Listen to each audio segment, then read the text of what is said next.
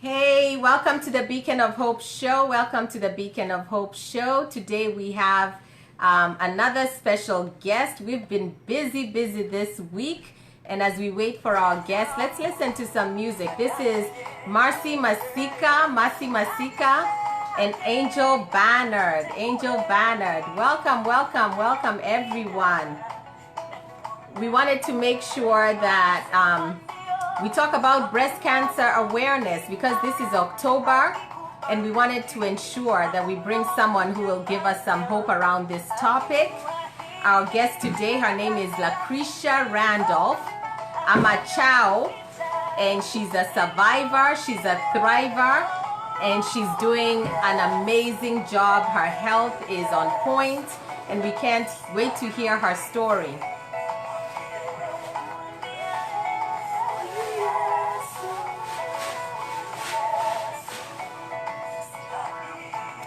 As you log on, please say hi, say hi, say hi, and please share on your timeline. This is an important topic for women, especially breast cancer awareness. And we want to make sure that as many people get this message around awareness, around the symptoms, but also around hope for breast cancer.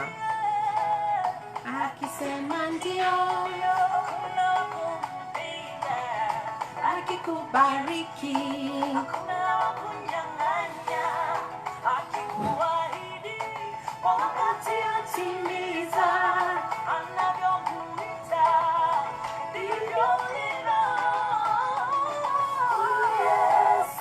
Hey! Si hadithi mwambie.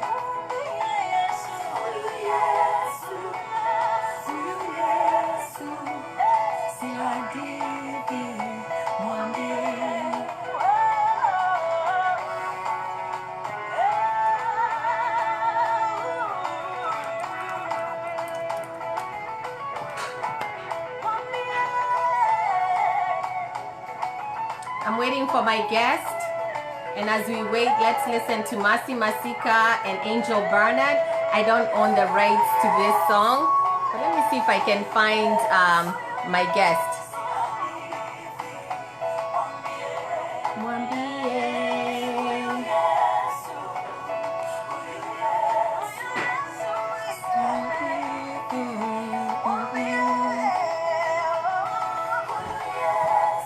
Hi, Lucresia, I'm live.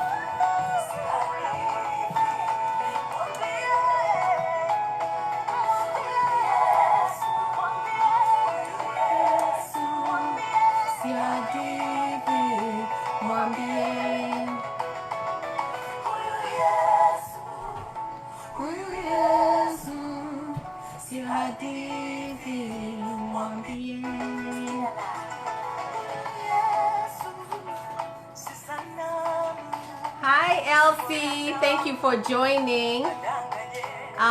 Yes, today the topic is breast cancer awareness, which is a very important topic for women especially. I am just so honored that someone wants to tell her story, and her name is Lucresia Randolph, and I'm going to try and share this video with her so she can see it, because she's saying right now she can't see me.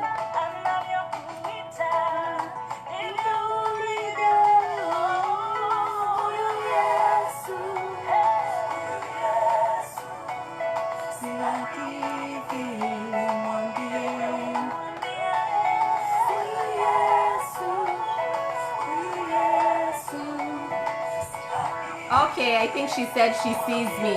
Okay, can you send me an invite? Nimekuwa nimekugoja hapa jameni. It should be able to allow you to invite me, or you should be able to ask or request to be invited. Let's see if I can do this. Actually, I see your face. Add. Akisema ndio kumpinga, akikubariki hakuna wa kunyang'anya, wakati atimiza. Hi. Livyo, livyo. Yes. Hey, finally. I tell you, technology Thank is a you. challenge. Thank you. Thank you. Thank you. So this is our beacon of hope, guys. So as you log in, invite, invite, invite. Tell us where you're logging in from. I know this is going to bless you. This is going to be amazing, amazing, amazing. And let me go ahead and turn off this music so we can start. I know we're already late, kind of already quite a bit late, but better late than never. And we That's don't right. cancel. I know, hatuwezi cancel, hatuwezi cancel. So breast No, cancer awareness.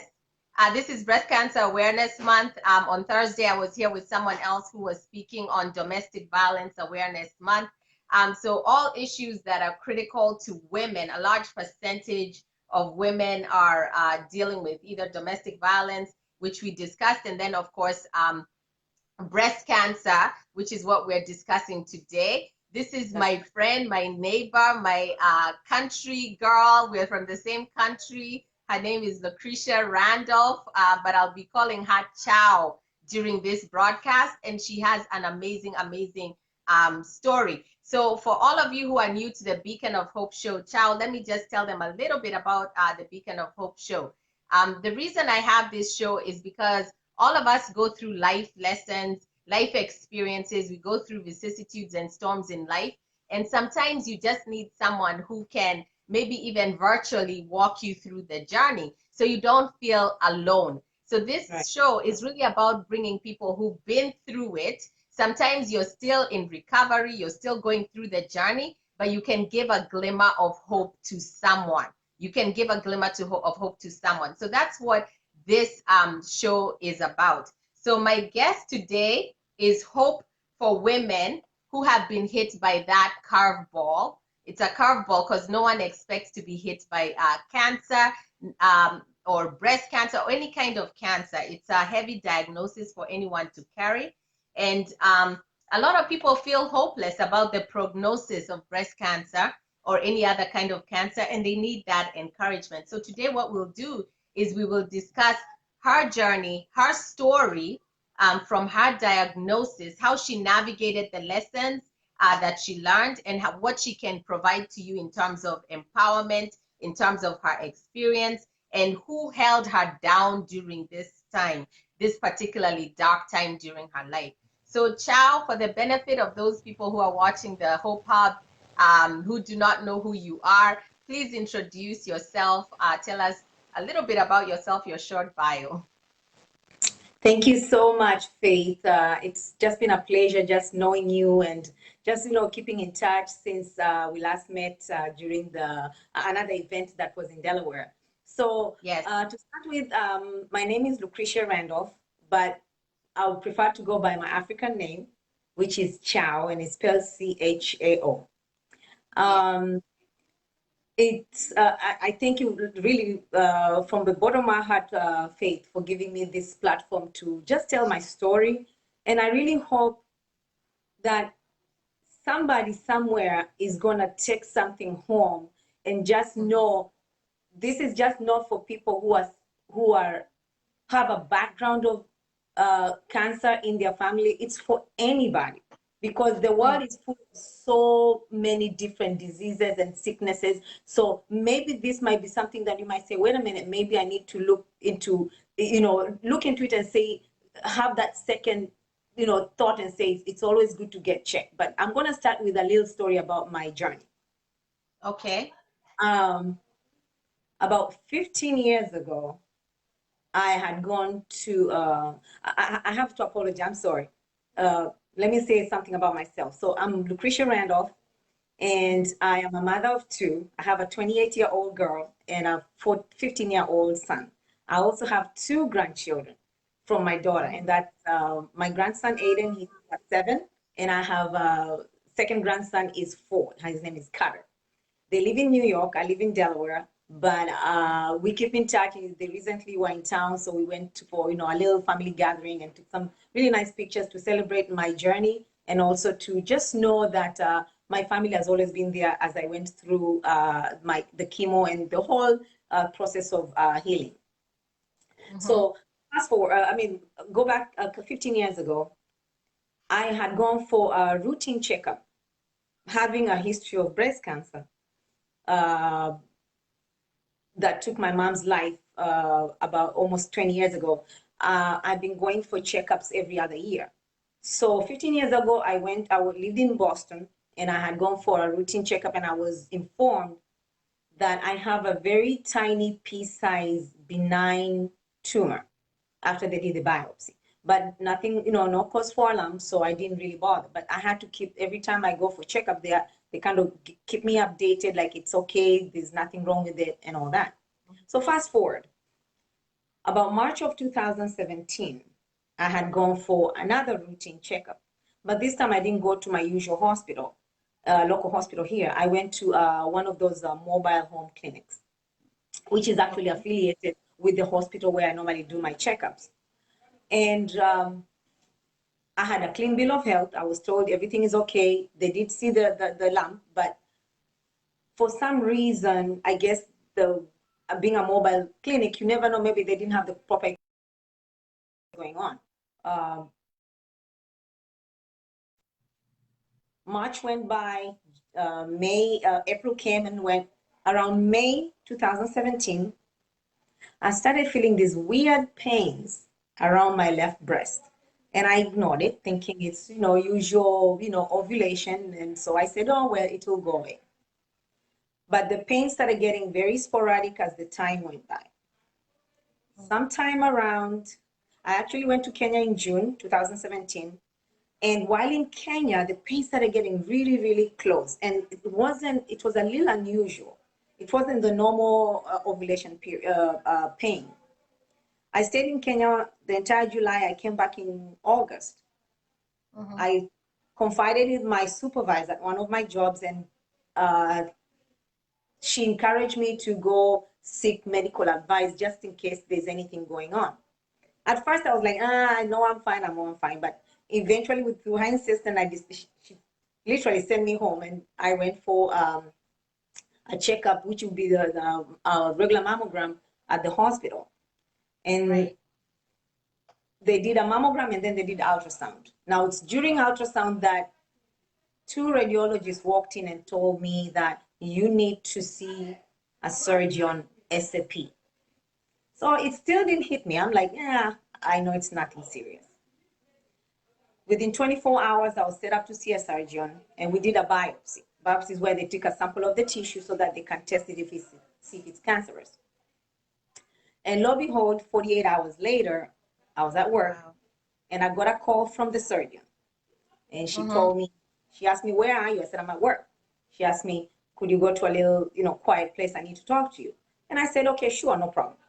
I went to the med room, locked myself in there, and she just dropped the news and told me, it is confirmed that I have very aggressive breast cancer on my left breast.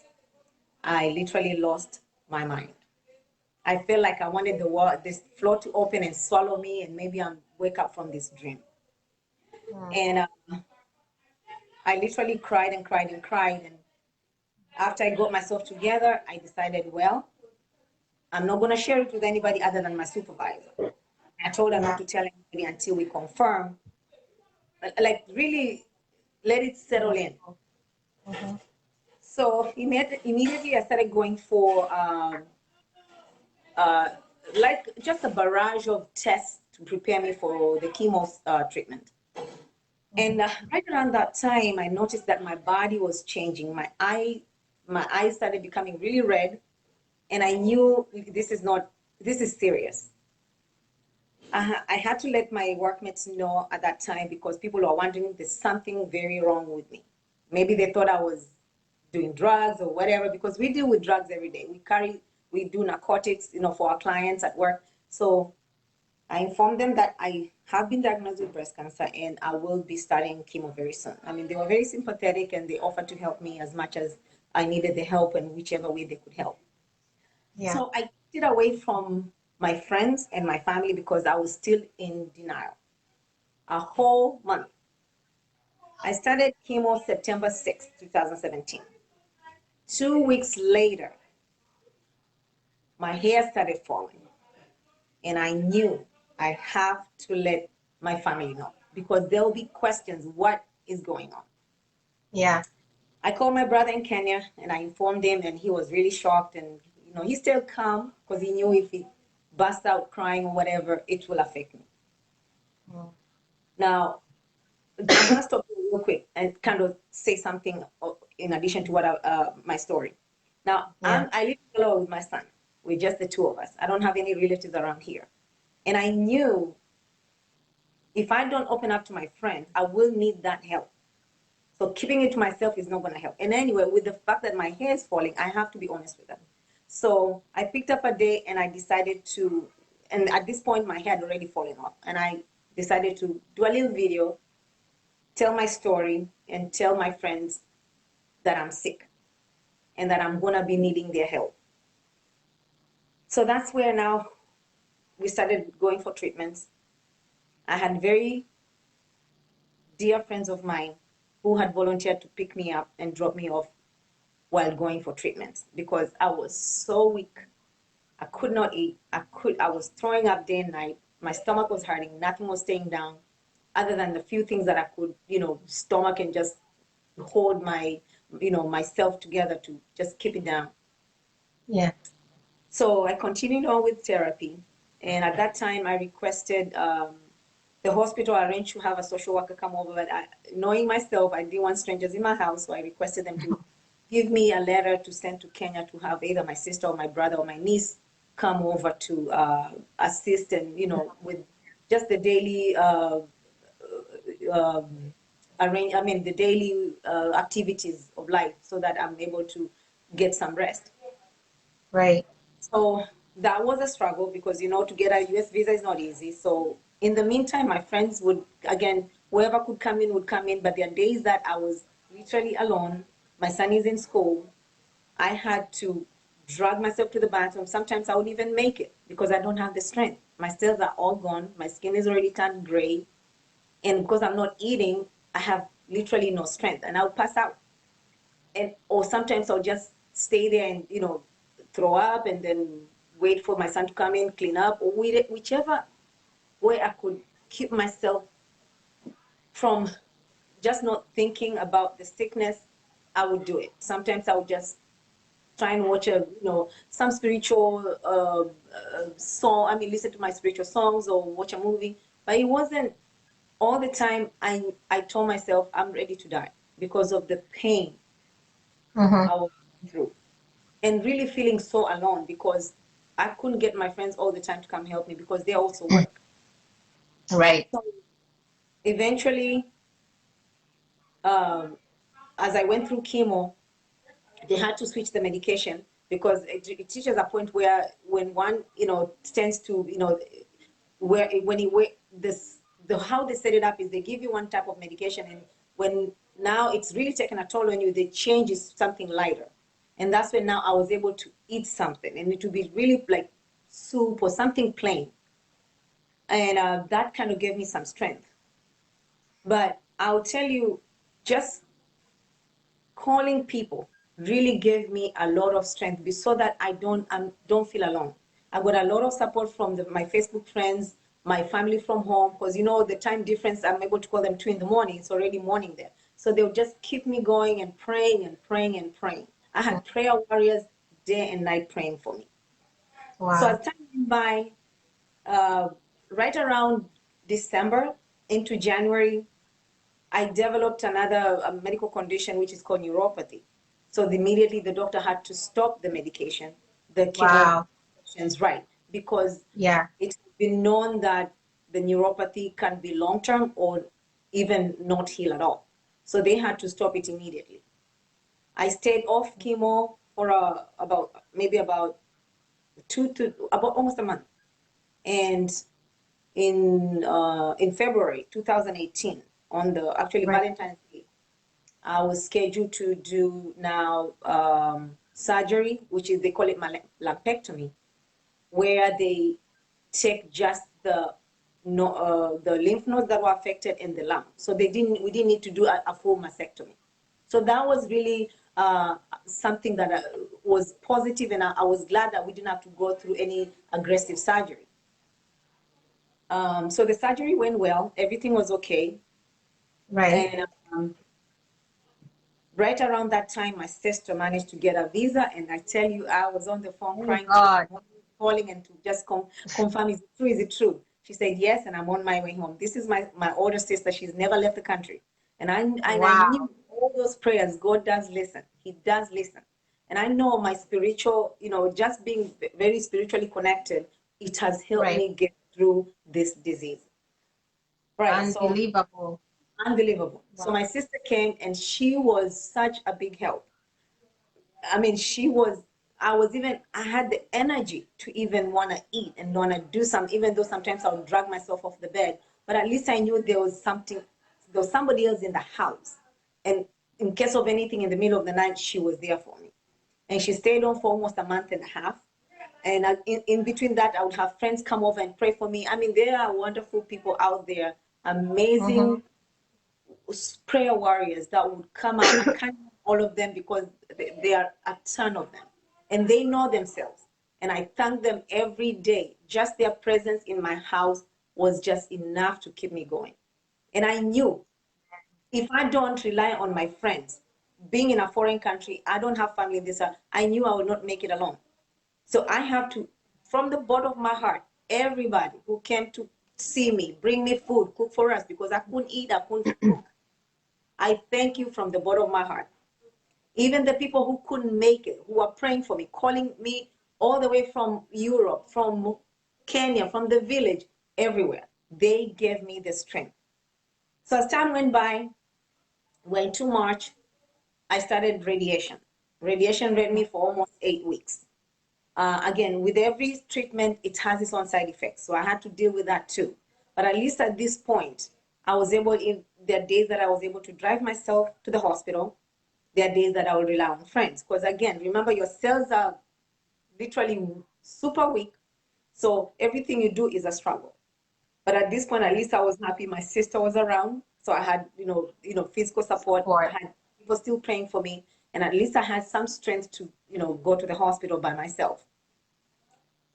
I completed radiation around May 2018, and I was put on this medication, which is called tamoxifen, which helps kind of suppress the cancer cells if there's any left, so that they don't, come back again, which they kind of call it remission, but to me that word doesn't exist because I know I've been healed.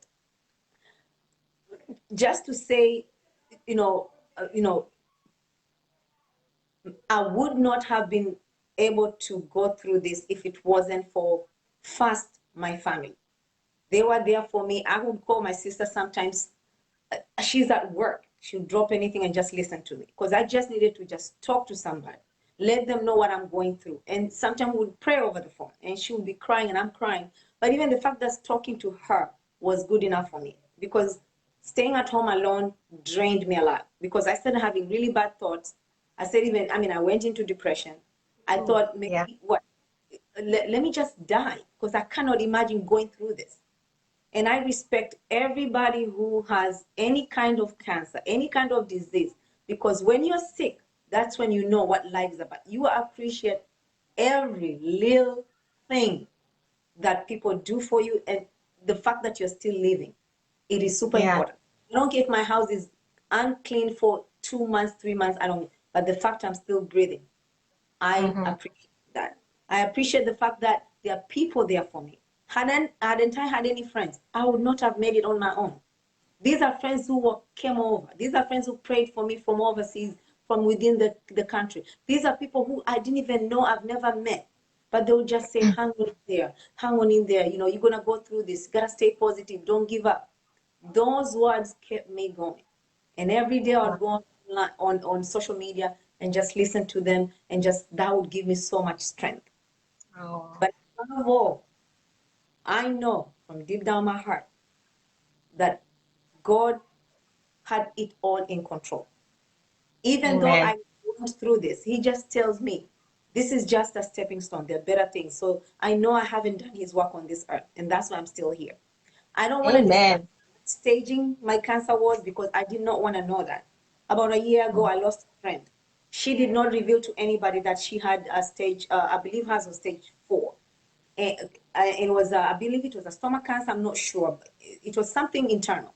And she did not want anybody to know, and she was informed that she had only 6 months, and sure enough, 6 months she passed away. That really affected me. So I told the doctor, I don't want to know, just tell me what to do, and I'll do it. I'll do it to the best of my ability so that I know that I have another second chance. And God did give me a second chance. Did they give you what stage were you in terms of your cancer when they discovered it? Honestly, Faith, I did not want to know. You I want to told them know? I didn't want to know because, as I say, uh, I figured if I find out, I'll kind of be gauging my life like that. So let's say if I know Yeah. I'll be like, oh, what if I have, okay, so the 6 months for, I'm going to, or 4 months. You know what I'm saying? Always thinking I have 3 months to go, 4 months to go. I didn't want to deal with that. I just Mm. wanted to know, I have breast cancer. Okay, let me deal with that. Go for therapy, go for whatever I needed to know. Because knowing the staging, I think it would have even depressed me. It would have depressed you. Yes. First of all, thank you for those of you who are watching. Please share this broadcast. We're doing this, first of all, to give a testimony, Chao's testimony in terms of being able to go through this breast cancer journey and for her to be successful. One of the things that I had told her earlier is that when I met her, we actually met at a Kenyan Women in the US event here in Delaware. And I was in the back of this beautiful hall that we were having the event at. And I just met her. She was bald, completely bald. And I sat next to her and I was like, I just said, well, let me just bring up a conversation with her. And we started talking. And immediately she told me, within the first 5 minutes, she told me her story, but she also told me the importance of screening and the importance of going for mammograms. And at that time, I was telling her, I said, I hadn't told anyone because I had just turned 40 and I had gotten my script from the doctor to go have my mammogram done. And so usually, you know, the chances or the statistics show most women get the diagnosis of or develop breast cancer over the age of 40. Not a whole lot of people get it before 40. So here in the US at 40, you get that script where it's like now it's mandatory. Your doctor says you have to go get this mammogram. So I was holding on to it because also in my family and friends, I had seen people who had received this diagnosis, and I knew how ravaging this disease could be, and I was scared. You know how you're fearful and you haven't even gone yet Right. to see a doctor, but you're holding on to it. So when she spoke to me and she said, look, if you go and you catch it early, the chances of this being prevented and for you being able to get the treatment are higher. So don't hold on to it. Go get your script filled. And I remember you telling me, do not go to this mobile clinic. Don't go to this, to clinics, to apa, go to a good center, right? I think it was maybe the Helen Graham Center that you told me to go to and said, go get a good screening and make sure that they really look and take a good look at your breasts and ensure that you're okay. So, Right. screening is so important. Can you speak to us a little bit about that? Because I know you had said you wanted to speak about preventative care. Yes. I mean, ladies and gentlemen, it is imperative, and I'm saying that with a lot of emphasis. It is imperative that you go for checkups. Look at it this way. You're paying this insurance every month. They're taking money out of your paycheck, every paycheck. Why Yeah. not use it? And like what Faith said, it's always preventative is the key word. Yeah. Don't wait and say tomorrow, tomorrow, tomorrow. I don't care whether you have history of cancer, history of diabetes, history of hypertension. It doesn't matter. If you know you're well and you feel good, it doesn't have to just walk in and say, guess what? I just need to have a physical done. Run this test, just make sure I'm okay. Because it's not Right. like back in the days when we were told, oh, cancer it only affects people who have big breasts, or people don't exercise. No, technology doesn't prove that. It's not proven that. I have small breasts and something happened. I exercise 5 days a week, so you know. I was at the gym. I slept at the gym, woke up at the gym, and see what happened. She had abs and Exactly. And that's why I was in denial and saying, could they have made a mistake? Maybe it was yeah. something else. But you can't go wrong with facts. And I knew I Mm-mm. had to face it and put myself together and say, you know what? Let me do what I have to do. And that's why I told the doctor, don't tell me the staging. Just tell me what I need to do. So what I'm trying to drive at here is this. Please, please go for checkups. Go for checkup. I don't care if it's pap smear, ultrasound, colonoscopy. It doesn't matter. Go for checkup because screening is key. Yeah. You might have all the most healthiest person because you feel that way, but you just never know because like hypertension, it's a silent killer. Diabetes is a silent killer. So is cancer. Right. My sister passed away. We didn't even know, and she even told us I didn't have any pain until she went to the bathroom. She died of ovarian cancer. She just saw blood and she was like, "What? I shouldn't be getting periods at 53."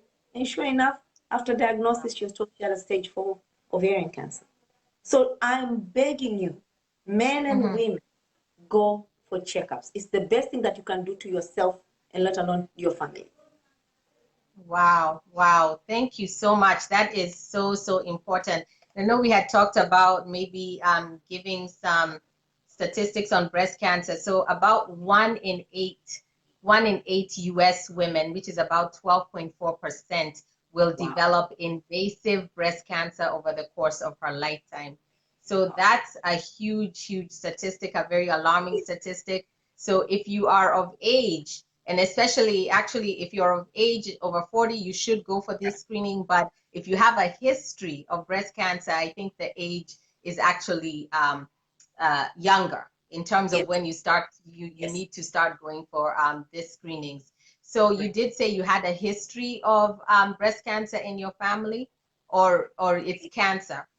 Right. About 2000, I lost my mom. I can say a little story about my mom. So, uh, about sometime around 1996, or actually 1994, mom started Mm-hmm. complaining, oh, my breast is hurting. And, we didn't know anything about cancer.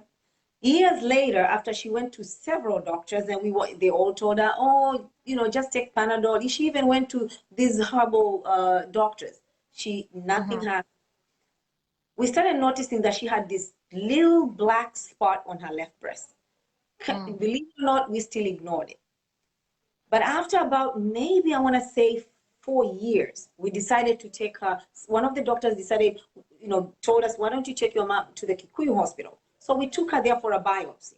And sure enough, that biopsy is what confirmed that mom had breast cancer.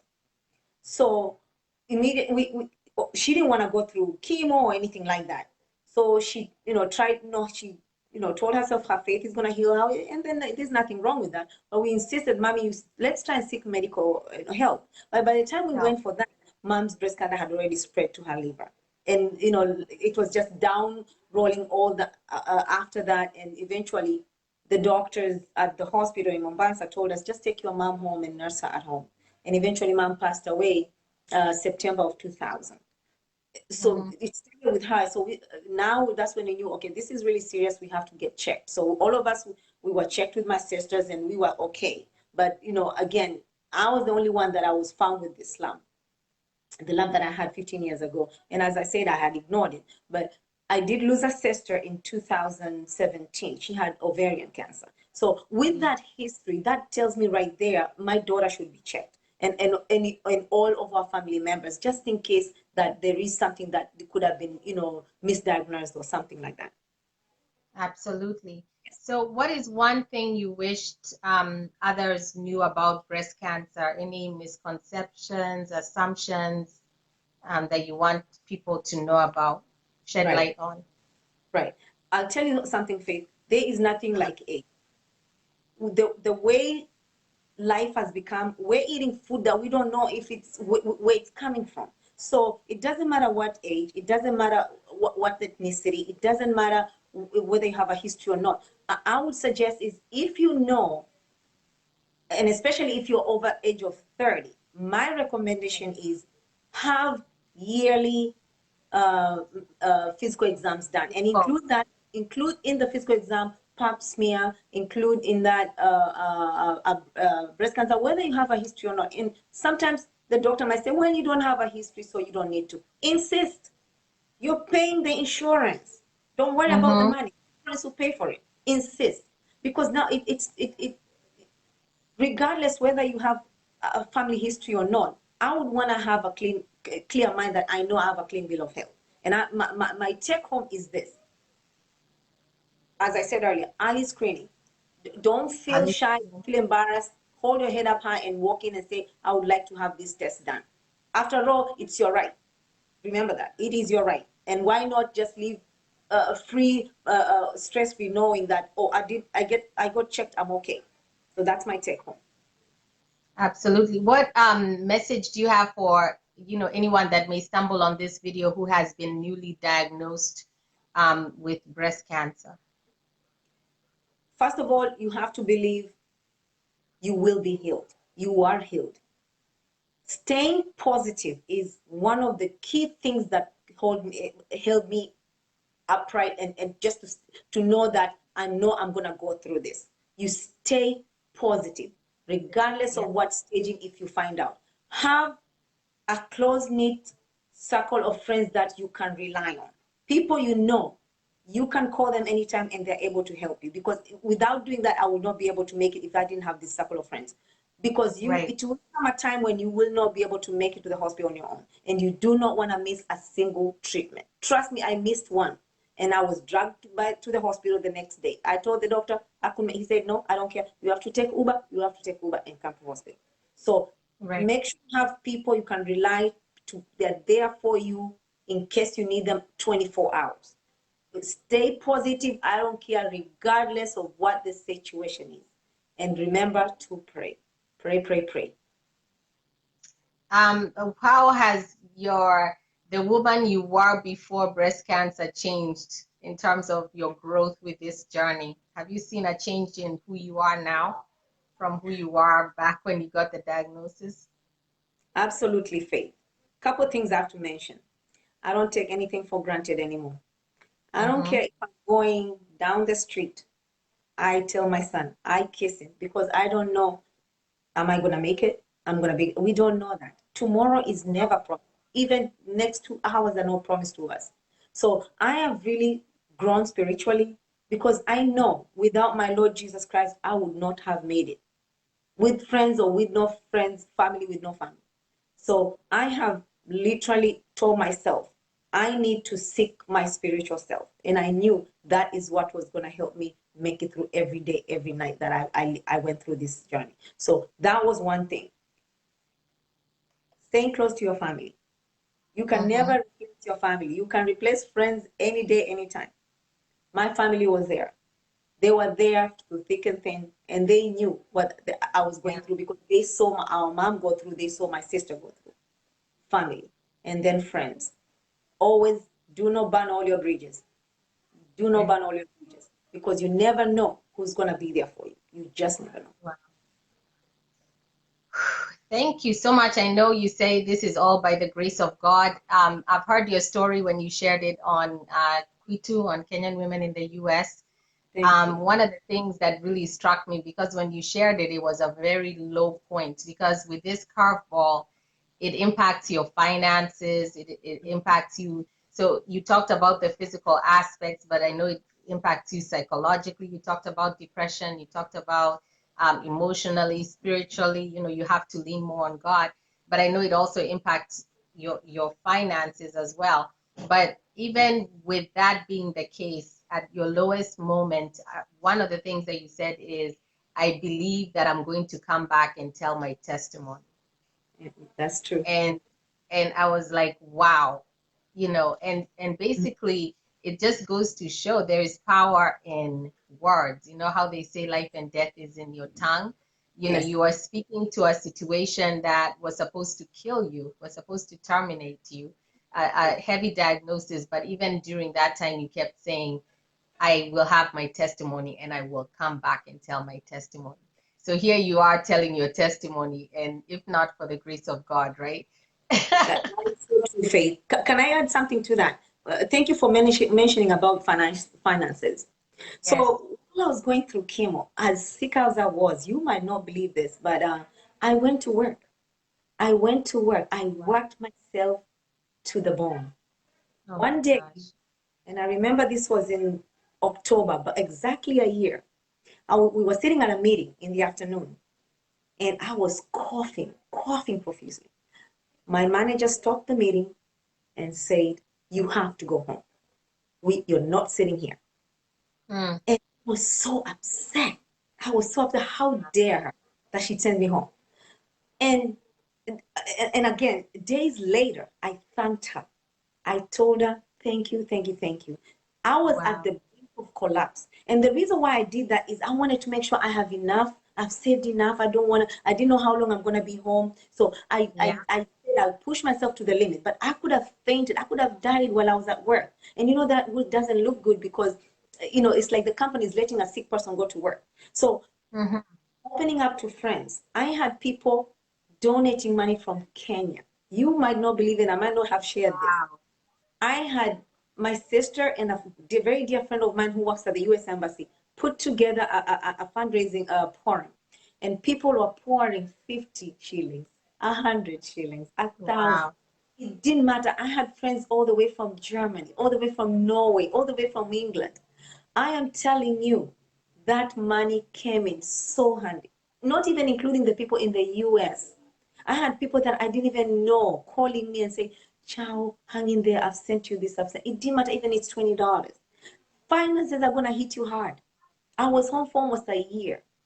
And I tell you, I had my worry was my bill. So my sickness was my concern, coupling to now my finances.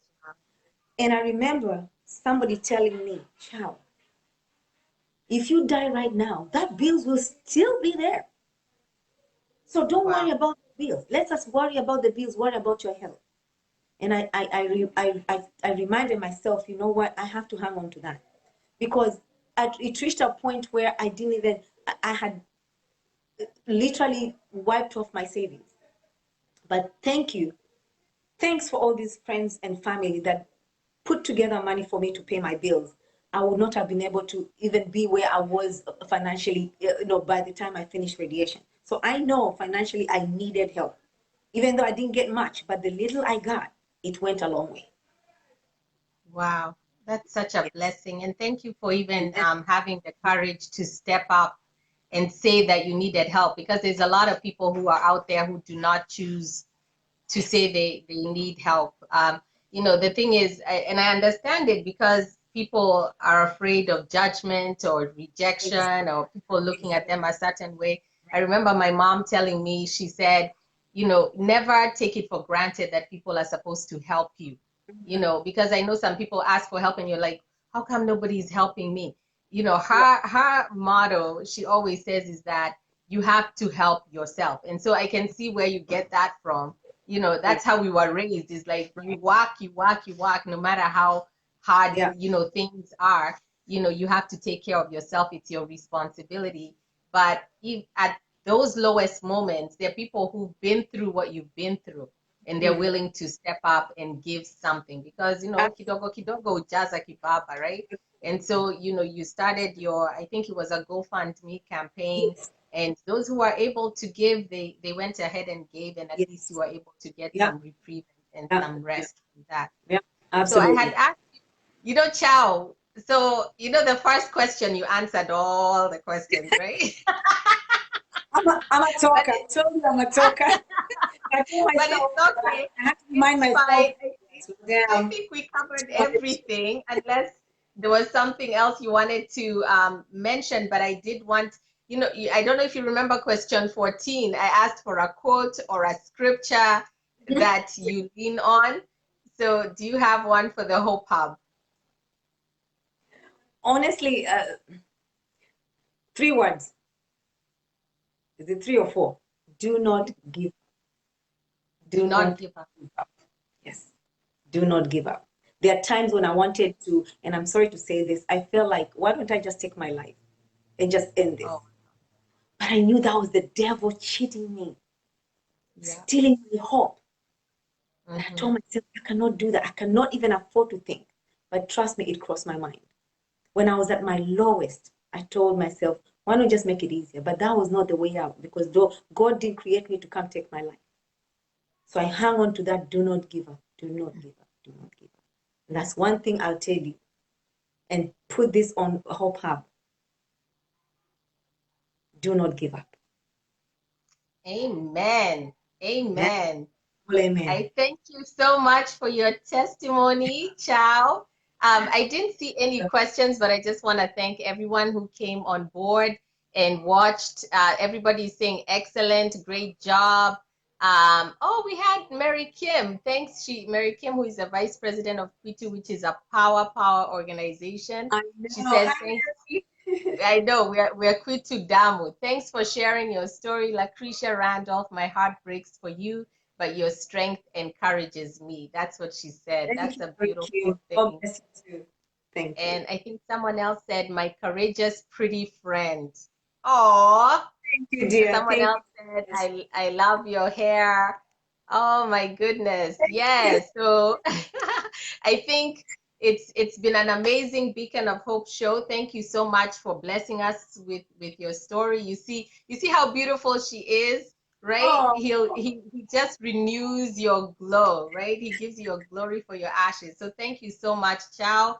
God bless you all. Happy Sunday, and we'll see you at the next Beacon of Hope show. God bless. And thank Bye. you again for the opportunity. Stay blessed.